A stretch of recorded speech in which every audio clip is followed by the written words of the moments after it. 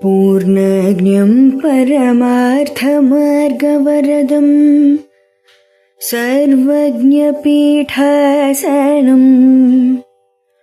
संसारार्णवरारकं यतिवरं तत्त्वार्थसिद्धिप्रदं पारिव्राज्यशिरोमणिं श्रितपरं देवी कटाक्षान्वितं श्रीमच्शङ्करमाश्रितेस्तवरदं सर्वावतारं श्रये।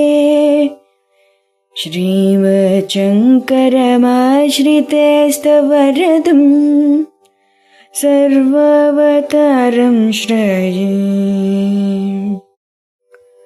श्रुतिस्मृतिपुराणानाम् आलयं करुणालयं श्रुतिस्मृतिपुराणानाम् आलयं करुणालयं नमामि भगवत्पादशङ्करं नमामि भगवत्पादशङ्करं लोकशङ्करं లోకశంకరం. శ్రీ గురుభ్యో నమః. శ్రీ శ్రవణ ఛానల్కి శ్రోతలందరికీ కూడాను మరొకసారి స్వాగతం. ఈరోజు మనం 345వ శ్లోకాన్ని వినేద్దాం. విక్షేప శక్తి విజయో విషమో విధాతుం నిశ్శేషమావరణశక్తినివృత్యభావే దృగ్దృశ్యయోః స్ఫుటపయోజలవద్విభాగే నశ్యేత్తదావరణమాత్మని చ స్వభావాత్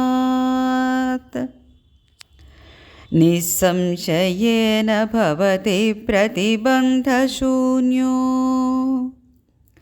విక్షేపణం నహి తదా యది చేన్మృషార్థే. ఇప్పుడు ప్రతిపదార్థాన్ని చూద్దాం. మనం నిశ్శేషం, శేషము లేకుండా, ఆవరణ శక్తి యొక్క నివృత్తి, నిరాకరించుట యొక్క అభావే సతి, అభావము కలగగా, విక్షేపశక్తి విజయ, విక్షేపశక్తి యొక్క విశేష విజయము, విధాతుం చేయుట కొరకు, విషమ మహాదుష్కరము, దృగ్దృశ్యయోః దృక్కగు ఆత్మ యొక్క, దృశ్యమగు ప్రపంచము యొక్క, స్ఫుట స్పష్టంగా, పయోజలవత్ క్షీరనీరముల వలె, విభాగే సతి విభజనము కలగగా, తదా అప్పుడు ఆవరణం ఆచ్ఛాదశక్తి, ఆత్మనిచ పరమాత్మయందే స్వభావాత్ స్వభావముగానే నశ్యేత్ నశిస్తుంది. తదాయది అంటే దృగ్దృశ్య వివేకము చేత కలిగిన పరమాత్మ అనుభవ కాలమందైతేనో, మృషార్థే మిథ్యాభూత దృశ్యమందు విక్షేపణం మనస్సు ఆసక్తితో ప్రవర్తించుట నహి లేదు కదా. నిస్సంశయేన సంశయం లేకుండానే ప్రతిబంధ శూన్య ప్రతిబంధరహిత మోక్షము భవతి కలుగుతోంది అంటున్నారు. అంటే దీని భావార్థం చూసుకుంటే మనకి ఆవరణ శక్తి పూర్తిగా నిర్మూలిస్తేనే తప్ప విక్షేప శక్తిని జయించడం మనకి సాధ్యం కాదు. పాలను నీటిని వేరు చేసి చూసినట్లుగా విషయాలను విడదీసి స్పష్టంగా చూసినప్పుడు సహజంగా ఆవరణ శక్తి అదృశ్యమైపోతుంది. కానీ మనస్సు మిథ్యావస్తువుల మోహంలో పడకుండా నిశ్చలంగా ఉండగలిగినప్పుడు మాత్రమే ఇది ఏ ఆటంకాలు లేకుండా పూర్తిగా విజయవంతమవుతుంది అంటూ దీనికి భావార్థం వచ్చింది మనకనమాట. ఇది మనం ఒక రకంగా 344వ శ్లోకానికి కంటిన్యూషన్ అని చెప్పుకోవచ్చు. మనం ఇక్కడ మాయకి 2 శక్తులు ఉన్నాయనుకున్నాం కదా. ఒకటి ఆవరణ శక్తి, ఒకటి విక్షేప శక్తి. ఒకటి ఆత్మస్వరూపాన్ని కప్పేస్తే, ఇంకొకటి ఈ బయట ఉన్న జగత్తుని సత్యంలా భ్రమింపజేస్తుంది మనకి. శంకరాచార్యుల వారు ఇక్కడ ముఖ్యమైన విషయాన్ని, క్రమాన్ని బోధిస్తున్నారని అనుకోవాలి మనం. ముందు ఆవరణ శక్తి తొలగాలి మనకి. దానికి ఏమిటి సాధన? శ్రవణము, మననము, నిధిధ్యాసనము, దృగ్దృశ్య వివేకం. ఆ తర్వాత విక్షేప శక్తి ఏమవుతుందంటే అప్పుడు బలహీనమైపోతుంది. దాంతో నేరుగా జయించడానికి ప్రయత్నం చేయడం కంటే కూడాను ఆవరణాన్ని తొలగించడమే వేదాంత సాధనలో ప్రధాన మార్గం అంటూ పెద్దలు చెప్తుంటారు మనకి. ఇక్కడ ఉదాహరణగా మనం ఒక గదిలో చీకటి ఉందనుకుందాం. ఆ చీకట్లో తాడు పావుగా కనబడుతోంది మనకి. అప్పుడు మనం ఏం చేయాలి? పావును కొట్టాలా? లేదు, దీపం వెలిగించాలి. వెలుగు వచ్చిన వెంటనే చీకటి పోతుంది, పాము కూడా పోయింది అక్కడ. నిజానికి పాము ఎప్పుడూ లేదు. అదేవిధంగా ఆవరణ అంటే చీకటి, విక్షేపం అంటే తాడు మీద కనిపించిన పాము. అవిద్య తొలగితే సంసారం అనే భ్రమ కూడాను తొలగిపోతుంది. అందుకే శంకరుల వారు దృశ్య వివేకంపై ఇంతగా దృష్టి పెట్టి చెప్తున్నారు మనకి. మనం ప్రతి అనుభవంలో మనల్ని మనం ప్రశ్నించుకుంటూ ఉండాలి. ఇది కనిపిస్తోందా? అవును. అయితే ఇది దృశ్యం. చూస్తున్నది ఎవరు? ఆ సాక్షి చైతన్యమైన నేను. ఈ అభ్యాసం పరిపక్వమైతే ఆవరణ శక్తి కరిగిపోతుంది అంటూ శంకరుల వారు ప్రయత్నం చేస్తున్నారు మనతోటి అర్థం చేయించడానికి. జ్ఞానేనర్తు తజ్ఞానం ఏషాం నాశితాత్మనః తేషాం ఆదిత్యవత్ జ్ఞానం ప్రకాశయతి తత్పరం అంటారు. సూర్యుడు ఉదయించినప్పుడు చీకటి తొలగినట్లుగానే ఆత్మజ్ఞానం అవిద్యను నశింపజేస్తుంది అంటూ గీతా శ్లోకం ఈ ఆవరణ నివృత్తి భావానికి మనకి ప్రత్యక్ష వ్యాఖ్యానం అన్నమాట. విద్యతే హృదయగ్రంథి చిందంతే సర్వసంశయాః క్షీయంతే చాస్య కర్మణి తస్మిన్ దృష్టే పరావరే అంటారు ఉపనిషత్తులో, ముండకోపనిషత్తులో. పరబ్రహ్మ సాక్షాత్కారం కలిగినప్పుడు హృదయ గ్రంథి ఛేదింపబడుతుందిట. సందేహాలన్నీ పోతాయి, కర్మబంధం క్షీణిస్తుంది. ఈ ఆవరణ శక్తి నశించిన ఫలితాన్ని ఉపనిషత్తు మనకి తెలియజేస్తోందనమాట. యది దేహం పృథక్కృత్య చితి విశ్రామ్య తిష్టసి అధునైవ సుఖీ శాంత బంధముక్తో భవిష్యసి అంటారు. శరీరాన్ని తనకు భిన్నంగా గ్రహించి చైతన్య స్వరూపంలో విశ్రాంతి చెందినవాడే బంధ విముక్తుడు. ఇది అష్టావక్ర గీత మనకి సూచిస్తుందనమాట. ఇదే దృగ్దృశ్య వివేకం యొక్క పరిపక్వ స్థితి అని మనం చెప్పుకోవచ్చు. ఈ శ్లోకం మాయ యొక్క రెండు శక్తుల మధ్య ఉన్న సంబంధాన్ని అత్యంత స్పష్టంగా మనకి తెలియజేస్తుంది. ఆవరణ శక్తి తొలిగితే గాని విక్షేప శక్తి మీద మనం వర్కౌట్ చేయలేం అనమాట. అందువల్ల సాధకుడు ముందుగా దృగ్దృశ్య వివేకము, శ్రవణ మనన నిధిధ్యాసల ద్వారా నేను సాక్షి స్వరూపుణ్ణి, కనిపిస్తున్న ప్రపంచం మిథ్య, నామ ప్రపంచం అనే నిశ్చయాన్ని రావాలి. ఆ నిశ్చయమే ఆవరణాన్ని తొలగిస్తుంది. ఆవరణ తొలగిన తర్వాత విక్షేప శక్తి స్వయంగా బలహీనమైపోతుంది. అప్పుడు ప్రపంచం కనిపించినా బంధించదు, అనుభవాలు వచ్చినా చెలింపచేయవు. ఇదే జీవన్ముక్తి స్థితి అయిపోతుంది మనకి.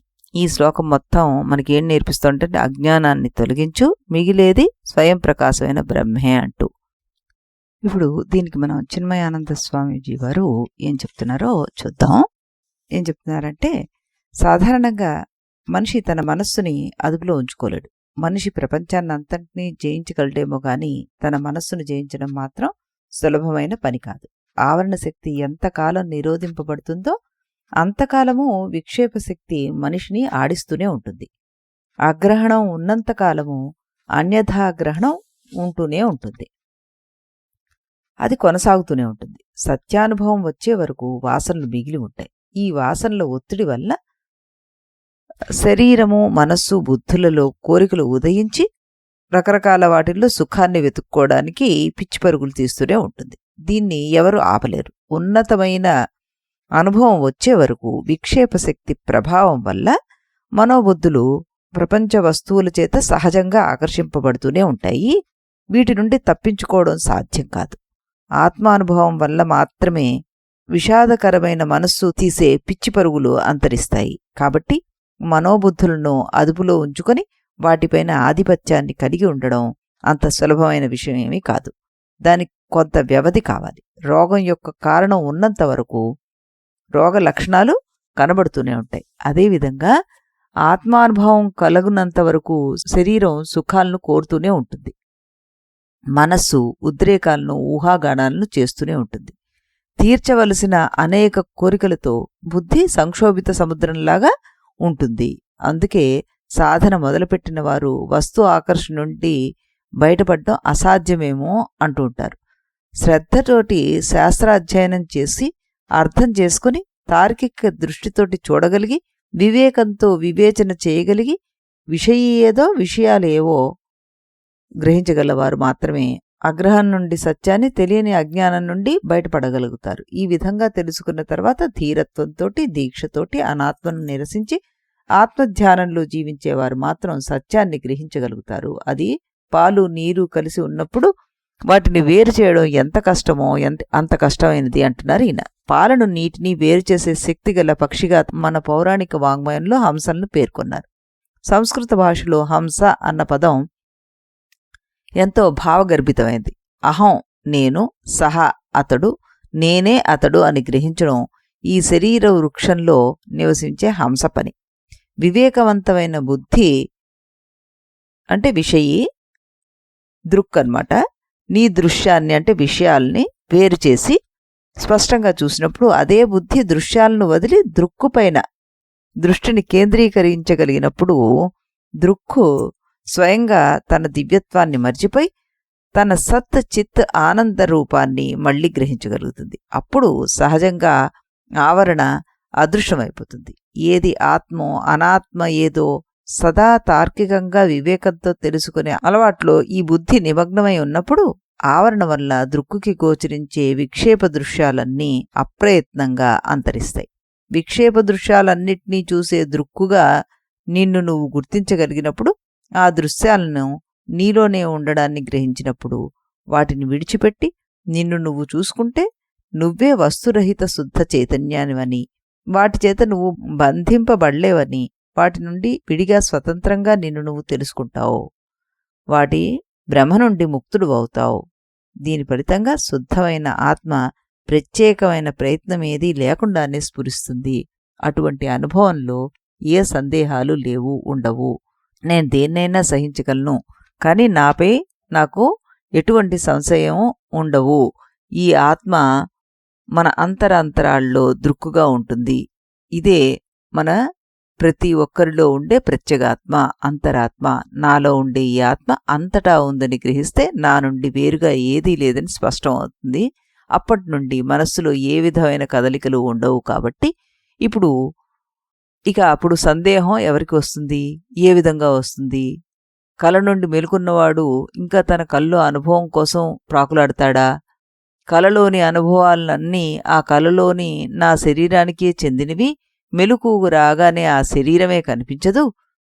అదేవిధంగా జీవాత్మ బ్రహ్మాత్మ చైతన్యం లీనమై ఏకత్వాన్ని గ్రహించినప్పుడు ప్రతిబంధ శూన్య అంటే మనస్సులో ఎటువంటి ప్రతిబంధకాలు ఉండవు వాడికి అంటూ ఈయన చెప్పారనమాట. అట్టి జ్ఞాని చుట్టూ ఎన్ని ఆకర్షణీయమైన వస్తువులు ఉన్నప్పటికీ అవన్నీ కేవలం భ్రమలేనని మృష అంటూ స్పష్టంగా అతనికి తెలుస్తుంది అంటూ ఇక్కడ ఈ మహానుభావుడు చెప్పడం జరిగిందనమాట. మనం ఈరోజు ఈ శ్లోకాన్ని ఒక్కదాన్ని ఇక్కడ చెప్పుకుందాం. రేపు మనం రెండో శ్లోకాన్ని విందాం. ఎందుకంటే ఈ రెండో శ్లోకానికి మనకి కొంచెం ఎక్కువ వివరణ చెప్పుకోవాల్సిన అవసరం ఉంది. ఈరోజు ఒక్క శ్లోకంతో ముగిద్దాం.